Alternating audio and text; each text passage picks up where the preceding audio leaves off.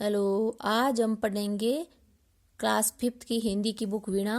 उसका चैप्टर है गंगा की कहानी। पिछले वीडियो में हमने गंगा की कहानी का पूरा पाठ पढ़ा। आज पढ़ेंगे प्रश्नोत्तर।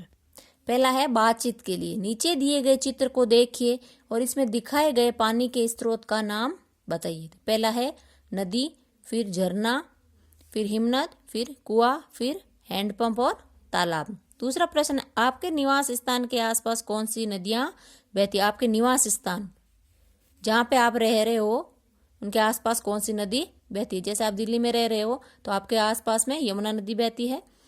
फिर तीसरा है, आपके घर में पानी कहाँ से आता है? आपके घर में पानी कहाँ से आता है? पाइपलाइन से आता है। फिर आप नदियों के जल को प्रदूषित होने से किस प्रकार बचा सकते हैं? इस बारे में कक्षा में चर्चा कीजिए। नदियों के जल को प्रदूषित होने से आप कैसे बचा सकते हैं? हम कूड़ा करकट, गंदा पानी नदियों में नहीं डालेंगे और कारखानों व शहरों से नदियों में डाले जाने वाले अपशिष्ट पदार्थों को भी रोकेंगे। नदियों के जल को प्रदूषित होने से बचाएंगे। फिर है, निम्नलिखित प्रश्नों के सही उत्तर पर जल की बूंद का चित्र बनाइए। एक से अधिक विकल्प भी सही हो सकते हैं। पहला है, मेरा जन्म हिमालय की गोद में हुआ था। इस वाक्य में मेरा शब्द किसके लिए आया है? गोमुख, गंगा नदी, पर्वत, नगर। मेरा जन्म हिमालय की गोद में हुआ। किसका जन्म हुआ? गंगा नदी का। दूसरा है, लेकिन मुझे इस बात की प्रसन्नता है कि इस ओर लोगों का ध्यान गया है और लोग जागरूक हुए हैं। यहाँ किस ओर ध्यान जाने की बात कही गई है? पहला है, गंगा में प्रदूषण की ओर, फिर गंगा के चमकीले रंग की ओर, गंगा जल की पवित्रता की ओर, गंगा की धाराओं की ओर।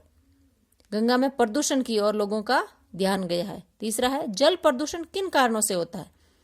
पहला, कारखानों और नगरों द्वारा नदियों में डाले जाने वाले अपशिष्ट से। दूसरा, कारखानों के धुएं से। फिर नदी तथा तालाब में स्नान करने से। फिर तेज आवाज में बोंपू बजाने से। जल में प्रदूषण किन कारणों से होता है? पहला, कारखानों व नगरों द्वारा नदियों में डाले जाने वाले अपशिष्ट से जल प्रदूषण होता है। फिर है, यहाँ यमुना से मेरा संगम होता है। इस वाक्य में संगम शब्द का क्या भाव है? संगम का क्या अर्थ होता है? मिलना। पहला ऑप्शन है, एक से अधिक नदियों का आपस में मिलना। फिर विपरीत दिशा की ओर बहना। तीसरा है, दो धाराओं में बंट जाना। चौथा, दो धाराओं का मिलकर बहना। तो संगम का क्या भाव है? एक से अधिक नदियों का आपस में मिलना। पहला ऑप्शन सही है। फिर प्रश्न है, नीचे दिए गए प्रश्नों के उत्तर अपनी लेखन पुस्तिका में लिखिए। पहला है, गंगा नदी के किनारे बसे कुछ नगरों के नाम लिखिए। इसका उत्तर है, गंगा नदी के किनारे ऋषिकेश, हरिद्वार, कानपुर, प्रयागराज, वाराणसी, पटना व भागलपुर जैसे नगर बसे हैं। दूसरा प्रश्न है, गंगा के तट पर बसे औद्योगिक नगरों से गंगा को क्या हानि हुई है? गंगा के तट पर बसे औद्योगिक नगरों से गंगा को क्या हानि हुई? इसका उत्तर है, गंगा के तट पर बसे औद्योगिक नगरों से निकलने वाले कारखानों के गंदे रसायन व अपशिष्ट गंगा में मिल जाते हैं, जिससे जल प्रदूषित हो गया है और जलीय जीव व मानव स्वास्थ्य को हानि पहुंची है। तीसरा प्रश्न है, कुंभ का मेला कब कब और कहाँ कहाँ लगता है? इसका उत्तर है, कुंभ का मेला हर 12 वर्ष में 4 स्थानों पर लगता है। पहला, प्रयागराज, गंगा व यमुना का संगम होता है। दूसरा, हरिद्वार, गंगा नदी है। तीसरा, उज्जैन, शिप्रा नदी। चौथा है नासिक, गोदावरी नदी। चौथा प्रश्न है, गंगोत्री से निकलते समय मेरा चांदी जैसा चमकीला रूप रहता है, किंतु मुझे दुख है कि काशी पहुंचते पहुंचते मेरा चमकीला रंग मटमेला हो जाता है। उपयुक्त वाक्य से संबंधित निम्नलिखित प्रश्नों के उत्तर लिखिए। पहला प्रश्न है, यहाँ पर चांदी जैसे चमकीले रूप से क्या तात्पर्य है? इसका उत्तर है, यहाँ चांदी जैसे चमकीले रूप से तात्पर्य है कि गंगोत्री से निकलते समय गंगा का जल बहुत स्वच्छ व निर्मल व चमकदार होता है। दूसरा प्रश्न है, काशी पहुंचते पहुंचते गंगा का चमकीला रंग मटमेला क्यों हो जाता है? इसका उत्तर है, काशी पहुंचते पहुंचते कारखानों व शहरों का गंदा पानी गंगा में मिल जाने के कारण इसका रंग मटमेला हो जाता है। तीसरा प्रश्न है, पाठ के आधार पर सही कथन के आगे सही का और गलत कथन के आगे गलत का चिन्ह लगाइए। पहला है, गंगा के किनारे कई तीर्थ स्थान है। गंगा के किनारे कई तीर्थ स्थान है, सही है ये। दूसरा है गंगा का जन्म अरावली की गोद में हुआ है। गंगा का जन्म अरावली की गोद में हुआ, नहीं, गलत है। गंगा का जन्म हिमालय की गोद में हुआ है। तीसरा है कारखानों का गंदा पानी गंगा के जल को दूषित कर रहा है, सही है। फिर गंगा का एक नाम भागीरथी भी है, हाँ, गंगा का एक नाम भागीरथी भी है, सही है। पश्चिम बंगाल में गंगा की 3 धाराएं हो जाती, नहीं, ये गलत है। पश्चिम बंगाल में गंगा की 3 धाराएं नहीं होती है।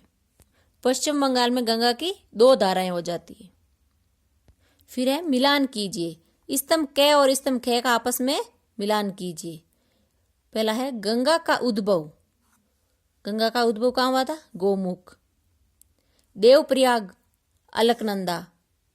औद्योगिक नगर कानपुर। बांग्लादेश में गंगा को पद्मा नदी कहते हैं। तीर्थ स्थल वाराणसी। फिर है भाषा की बात, इस वाक्य को पढ़िए। यहाँ यमुना से मेरा संगम होता है। इस वाक्य में होता शब्द होना क्रिया का रूप है। ये होता होना ये क्या है? क्रिया है। निम्नलिखित वाक्यों में होना क्रिया के विभिन्न रूपों का प्रयोग करते हुए रिक्त स्थानों की पूर्ति कीजिए। पहला है आप जब भी आते हैं मुझे बहुत प्रसन्नता होती है। ये होती है, होती, होना ये क्या है? क्रिया है। कुंभ के मेले में लाखों लोग सम्मिलित हुए हैं। आपके माता पिता आपकी प्रतीक्षा कर रहे होंगे, ये क्या है? क्रिया है। पहाड़ों का मौसम बड़ा सुहावना होता है। फिर है ये काम कल ही होना था परंतु किसी कारण से नहीं हो पाया, ये क्या है? क्रिया है। होना, होता, ये सब क्या है? क्रिया है। फिर है पाठ में हिमालय शब्द हिम और आलय शब्दों से मिलकर बना है। इसी प्रकार नीचे दिए गए शब्दों को मिलाकर नया शब्द बनाइए। पहला क्या है? पुस्तक। पुस्तक का क्या बनेगा? पुस्तक प्लस आलय, पुस्तकालय। आलय लगाना है इसमें, तो इसका वाक्य होगा हमारे विद्यालय में एक बड़ा पुस्तकालय है। दूसरा क्या है? देवालय। देव प्लस आलय, इसका वाक्य होगा गांव के पास एक सुंदर देवालय स्थित है। फिर है विद्यालय, विद्या प्लस आलय। मैं रोज समय पर विद्यालय जाती हूँ।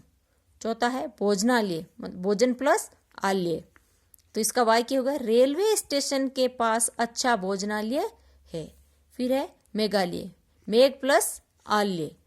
मेघालय भारत का एक सुंदर राज्य है।